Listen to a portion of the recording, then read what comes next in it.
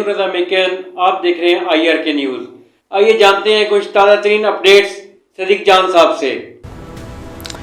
بسم اللہ الرحمن الرحیم۔ السلام علیکم۔ آج 30 نومبر ہے اور دن ہے اتوار کا۔ یہ جو نوٹیفیکیشن کا معاملہ ہے اس کے اوپر ڈیولپمنٹس بہت تیزی سے ہو رہی ہیں۔ گو کہ میرا یہ خیال تھا اور میں مسلسل یہ بات کرتا رہا ہوں کہ نہ تو نواز شریف کی اتنی سیاسی وقت ہے، اوقات ہے، نہ شہباز شریف کی اتنی سیاسی اوقات ہے، نہ زرداری کی اتنی سیاسی اوقات ہے کہ وہ اس سارے معاملے کے اوپر، نوٹیفیکیشن کے معاملے کے اوپر کسی بھی طرح سے کوئی ہرڈل کریٹ کریں، کوئی آئیں بائیں شائیں کریں۔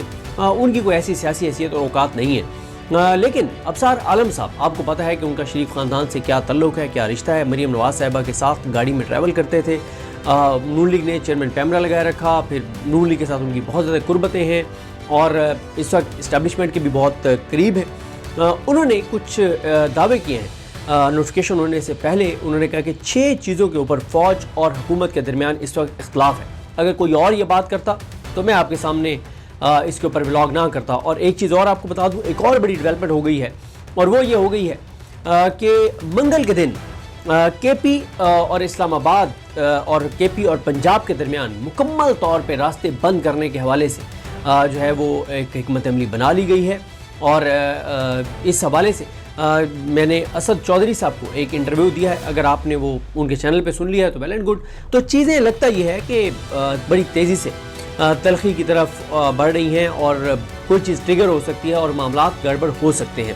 اچھا، اب انہوں نے ابصار عالم صاحب سے پہلے میں آپ کو ایک اور بات بتا دوں کہ سینئر صحافی ہیں، ڈیفنس انالسٹ ہیں، کئی برسوں سے ISPR کو کور کرتے ہیں، ڈیفنس کے ایشوز کو کور کرتے ہیں، اتھارٹی ہے ان ایشوز کے اوپر۔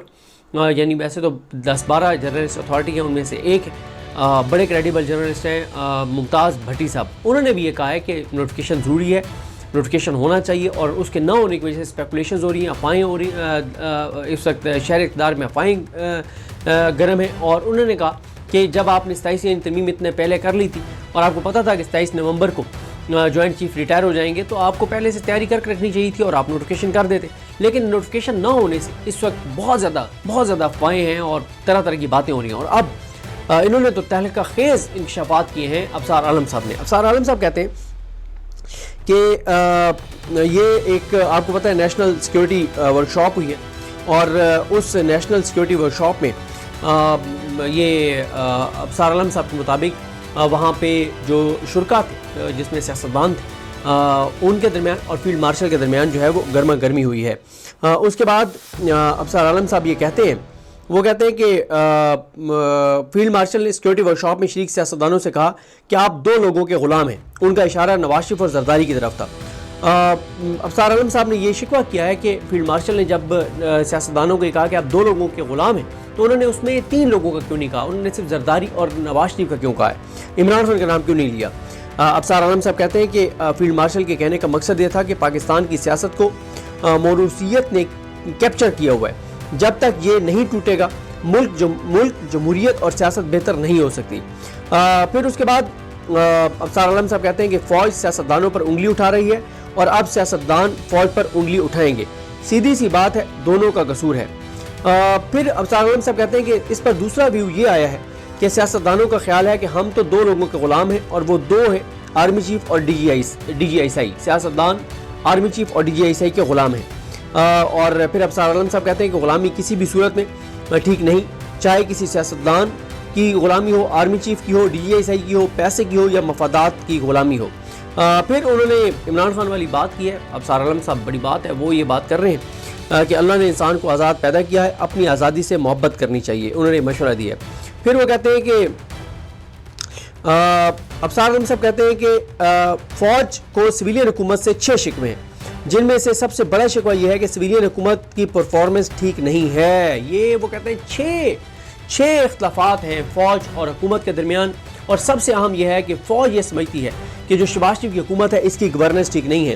فوج کو سویلین حکومت پر اعتراض ہے کہ وہ معیشت کو ٹھیک نہیں کر رہے، اور فوج کو اعتراض ہے کہ حکومت جو کر رہی ہے وہ کارکردگی کی بنیاد پر نہیں، میرٹ پر نہیں، بلکہ کرپٹ لوگوں کو لگایا جا رہا ہے۔ ابصار عالم صاحب کے مطابق فوج یہ سمجھتی ہے کہ شہباز شریف کی کابینہ میں ایسے لوگ بھی ہیں جو کرپٹ ہیں، جو چور ہیں، جو ڈاکو ہیں، جو لٹیرے ہیں، جن کی کارکردگی ٹھیک نہیں ہے، جو میرٹ پر نہیں لگے۔ پھر ابصار عالم صاحب کہتے ہیں کہ فوج کو اعتراض ہے कि हुकूमत ने काबीना और अहम ओहदों पर करप्ट लोगों को लगा रखा है, तकर्री और तैनातियां मेरिट पर नहीं हो रही। फिर वो कहते हैं अफसार आलम साहब कि फौज सिविलियन हुकूमत पर उंगलियां उठा रही है कि ना इस हुकूमत से, शहबाज की हुकूमत से मुइशत चल रही है, ना तकर्रियां मेरिट पर हो रही हैं, काबीना समेत अहम ओहदों पर करप्ट लोगों को लगाया गया है। अफसार आलम साहब कहते हैं कि दूसरी तरफ सिविल हुकूमत अपनी कारकर्दगी बेहतर करने के बजाय कहती है कि आप कौन से दूध के धुले हैं, यानी वो फौज को कहते हैं कि आप कौन से दूध के धुले हैं, आपके अंदर भी तो फलां बंदा इतना इतना माल बना रहा है। इल्जामात के खेल में नुकसान पाकिस्तान और पाकिस्तान के लोगों का हो रहा है। हकीकत यही है कि सिविल मिलिट्री दोनों तरफ करप्शन और नाअहल लोग मौजूद हैं। फिर अफसार आलम कहते हैं कि सिविल हुकूमत को अपनी परफॉर्मेंस और डिलीवरी को बेहतर करना पड़ेगा। शहबाज शरीफ बहुत मेहनत कर रहे हैं, लेकिन उनकी काबीना के बहुत से अरकान इस तरह काम नहीं कर रहे जिस तरह शहबाज शरीफ कर रहे हैं। इस वजह से पार्लियामेंट और सियासतदानों को जो है वो इसकी कीमत चुकाना पड़ती है। अफसार आलम के मुताबिक नवाज शरीफ ने जो बयान दिया था उस दिन, जिसमें नवाज शरीफ ने कहा था कि सिर्फ इमरान खान के खिलाफ कार्रवाई काफ़ी नहीं है, बल्कि जो जर्नैल इमरान खान को लाए थे उनके खिलाफ भी कार्रवाई होनी चाहिए। और अफसार आलम कहते हैं कि एक तरफ नवाज शरीफ ने ये बयान दिया, दूसरी तरफ फील्ड मार्शल ने नेशनल सिक्योरिटी वर्कशॉप में जो गुफ्तगू की है, तो इससे वो कहते हैं कि सब अच्छा नहीं है। वो कहते हैं कि आपको क्या बताऊं कि मौजूदा हुकूमत किस तरह की तैनातियाँ कर रही है। अफसार आलम कहते हैं कि नून लीग हुकूमत के कई वजीर बहुत माल बना रहे हैं और बड़ी करप्शन कर रहे हैं। आपको क्या कहानियाँ सुनाऊं कि कैसे वजीर अकरबा परवरी और करप्शन कर रहे हैं, माल बना रहे हैं। इसी वजह से फौज की तरफ से सिविलियन हुकूमत पर उंगलियां उठ रही हैं। अब देखना ये होगा कि अफसार आलम सब कह रहे हैं कि उनको पता है कि हुकूमत के अंदर कौन कौन सा वजीर कितनी करप्शन कर रहा है, कितना पैसा बना रहा है, कितना माल कमा रहा है, लेकिन वो कह रहा है मैं आपको क्या बताऊं, यानी मैं आपको नहीं बताऊंगा। और भाई आप बताएं, मैं यहाँ पे रुक के एक चीज कहना चाहता हूँ। अभी सुहेल आफरीदी साहब ने 2 दिन में 200 सहाफियों से मुलाकातें की। उन्होंने 200 के 200 सहाफियों को कहा कि अगर केपी में करप्शन की कोई चीज आपके सामने आती है, आपने मुझे बताना है, मेरी जीरो टॉलरेंस होगी, मैं उस पर कार्रवाई करूंगा। फिर मैं आपको 2 बातें और बता देता हूं जो इससे पहले मैंने आपको नहीं बताई। सुहेल आफरीदी साहब से जब उन्होंने काबीना अनाउंस की तो हमारी उनसे पेशावर में मुलाकात हुई, तो उस पर हम सहाफियों में से एक सहाफ़ी ने एक वज़ीर के हवाले से कहा कि बाकी तो आपने ठीक लगाए हैं, एक वज़ीर है जिसके हवाले से ये इतलात हैं कि वो करप्ट है। तो सुहेल आफरीदी साहब ने कहा कि जिस लम्हे मुझे एक चीज़ उसकी मिली उसी लम्हे उसको मैं हटा दूंगा और आप भी इस पर नज़र रखें। मैं आपको एक और चीज़ अर्ज़ करूँ कि जब हम केपी के जर्नलिस्ट दोस्तों को मिलते हैं, मैंने खुद उनको ये कहा, और मैं जब भी केपी के जिस भी शहर में जाता हूँ मैं वहाँ के सहाफ़ियों को कहता हूँ कि अगर केपी में कोई भी बैड गवर्नेंस की चीज़ हो, केपी में कोई भी वहाँ पे अवामी इशू हो, वहाँ पे कोई भी करप्शन का स्कैंडल हो, आप उसको हाईलाइट करें, हम उसको आगे बढ़ाएंगे, हम आपका साथ देंगे। ऐसा नहीं है कि हम जो है वो अगर चाहे वो अली अमीन साहब का दौर था, हमने उनको यही कहा, चाहे वो सुहेल आफरीदी का दौर है, और सुहेल आफरीदी बार बार ये कह रहे हैं कि अगर किसी को कोई करप्शन नजर आए तो मुझे बताएं।